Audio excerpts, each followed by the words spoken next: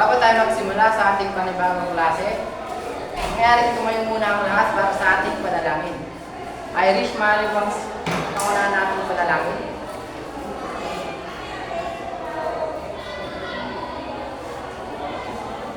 Maraming salamat. Bago kayo magsiupo, pakipulot muna ang mga kalat sa inyong paligid at pagkatapos ay pakiayos na rin ang inyong mga upuan at maaari na kayong magsiupo. Tingnan nyo nga ang inyong katabi. Nandyan ba sila? Magaling kung gano'n. May lumiban ba sa klase? Magaling. Bigyan nyo ng grade club ang inyong sarili sapagkat walang lumiban. Ganito lamang ang grade club. 1, 2, 3. 1, 2, 3. Ngayon naman, bago tayo dumako sa ating panibagong aralin, tayo muna ay magbabalik aral. Ano nga ba ang tinalakay natin nung nakaraang araw? May nakakalamba? Walang gusto magtaas ng kamay. Pero gagamitin na lang natin itong dice. At kung saan tumapat ang numero ay sasagot. Handa na ba? Ang numero ang lumabas ay number 4. John Dave, ano nga ba ang tinalakay natin nung nakaraang araw? Tama. Tungkol sa economics. Ano nga ba ang economics? May nakakalang ba?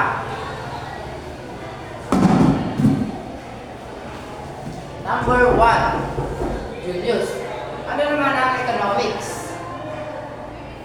Mahusay. Ano naman ang macroeconomics?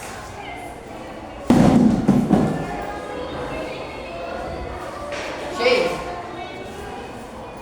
Mahusay.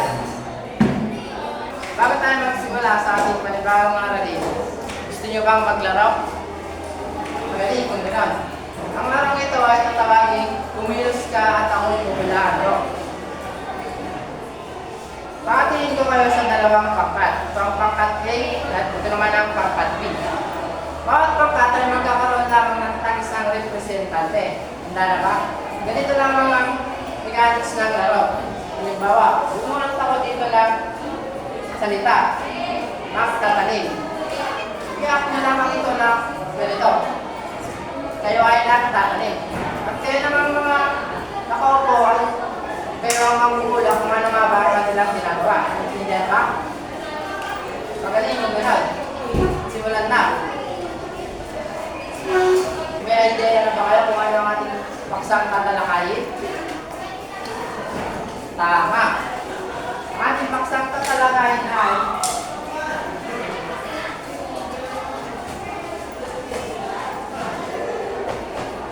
sektor ng agrikultura na ipapaliwanag ni Binibini Ali. Yan, magandang araw!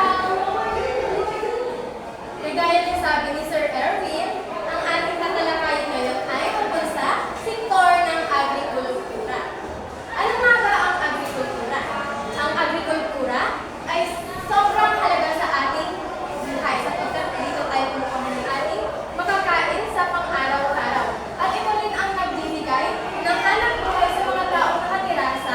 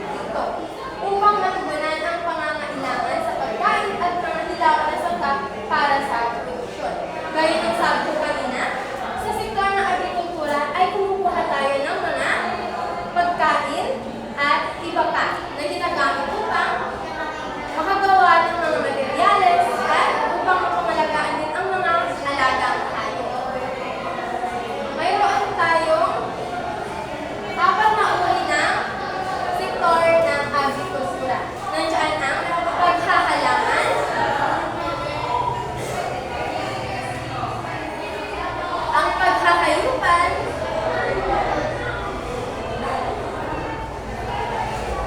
ang pangingisda, at ang pagbububat. Una nating alamin kung ano nga ba ang paghahalaman.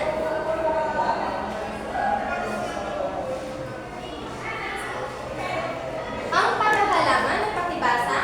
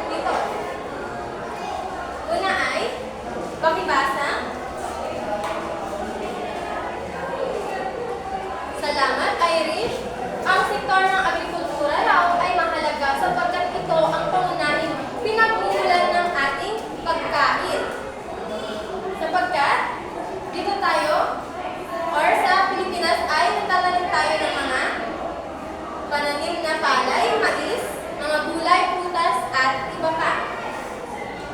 Pangalawa ay pinagkukunan ng material para makabuo ng bagong produkto.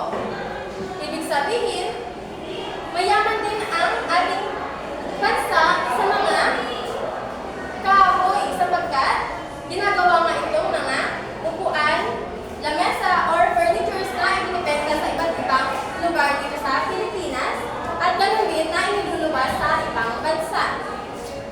Pangatlo, pinagkukunan ng kitang panlabas. Maaari ko ipaliwanag, Reynald? Salamat, Reynald. Gaya na rin sabi ko kanina, ang sektor ng agrikultura ay pinagkukunan ng kitang panlabas sapagkat iniluluwas natin ang mga produkto natin. At ganoon na rin naman ang balik sa atin dahil kumukuha tayo ng kanilang mga produkto. Pang-apat ay pangunahing nagbibigay ng trabaho sa mga Pilipino. Tama, sapagkat ang sektor ng agrikultura nga ay nakakati sa apat. Sa paghahalaman, nandiyan ang mga magsasaka. Sa pangingisda, nandiyan ang mga mangingisda, ang mga nakuhuli ng isda. Sa paghahayupan naman ay ang mga tagapag-alaga ng hayop. At ang panghuli ang paghuhugat. Nandiyan ang mga nagtotroso at iba pa. At ang panghuling kahalagahan ng sektor ng agrikultura ay pinagkukunan ng sobrang manggagawa mula sa sektor ng agrikultural patungo sa sektor ng industriya at paglilingkod. Naari mo bang ipaliwanag, Regina? Tama, Regina. Mahusay. Bigyan natin si Regina ng rain clock. 1, 2, 3, 1, 2, 3. Okay. Maliwanag ba ang ating diskusyon sa araw na ito? Kung gano'n, ay ibibigay ko ang harapan ng aking kaplado ay Ginoong Raul upang ipaliwanag ang inyong aktibidad at ang pagsusulit mamaya.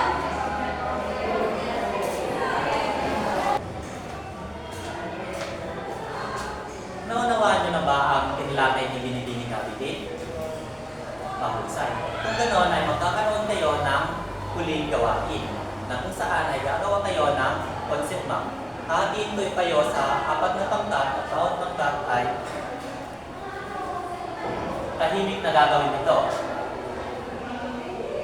At ang unang grupo na matatapos ay tatawagin ko dito sa harap upang representa ito. Naunawaan ba, class? Ito ang pangkat.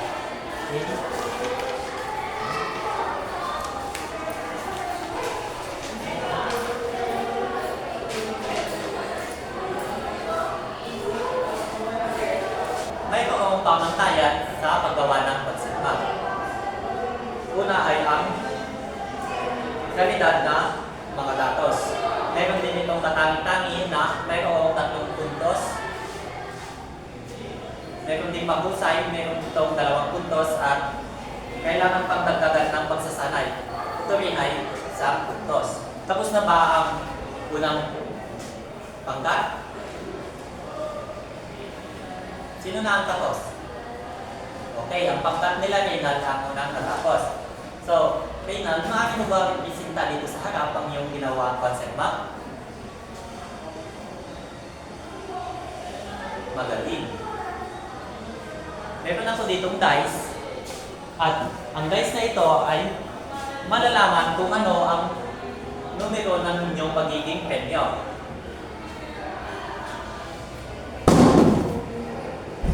Ang inyong premyo ay 6. Okay, ito ang inyong premyo.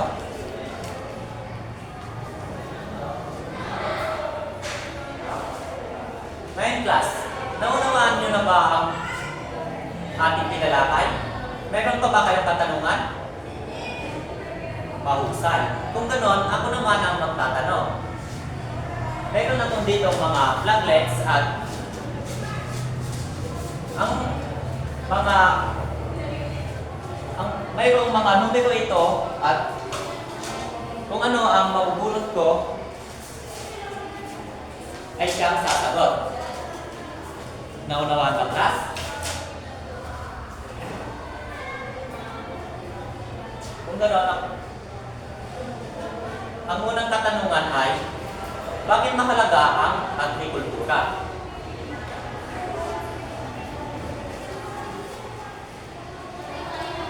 Ang numero ay number 20. Irish. Tama. Ito ay pangunahing pinagkukunang trabaho ng mga tao at ito rin ay ang pinagkukunang kitang panlabas. Naunawaan ba, class? Sunod naman na katanungan ay magbigay ng isa sa apat na pangunahin ng sektor ng agrikultura at ipaliwanag ito.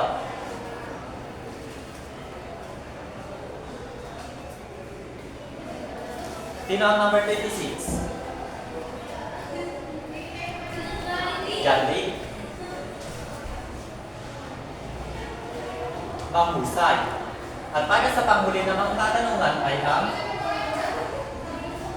bilang isang mamamayan, ano ang suliranin na dapat bigyang pansin ng pamahalaan?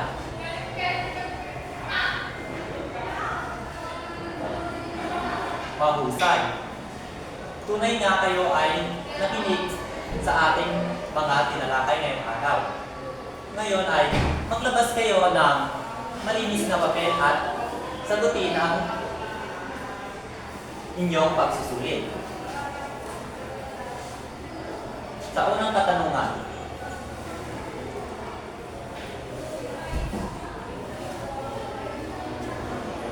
tapos na ba? Para sa pangalawang katanungan.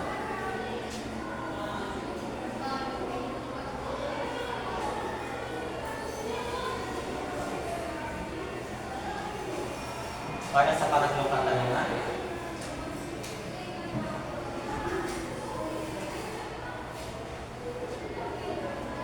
Pang-apat.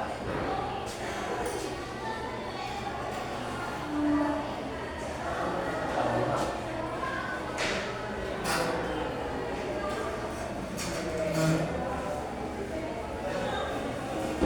Ngayon class, tapos na ba kayo sa inyong pagsusulit? Mahusay. Kung ganoon, maglabas kayo ng inyong kwaderno at isulat ang inyong takdang aralin.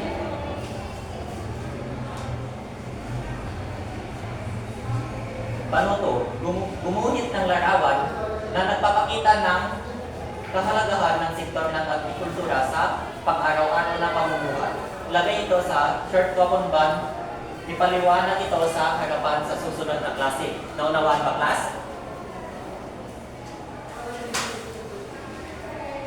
Kung ganoon, kami ay magpapaalam na. Paalam na, grade 9.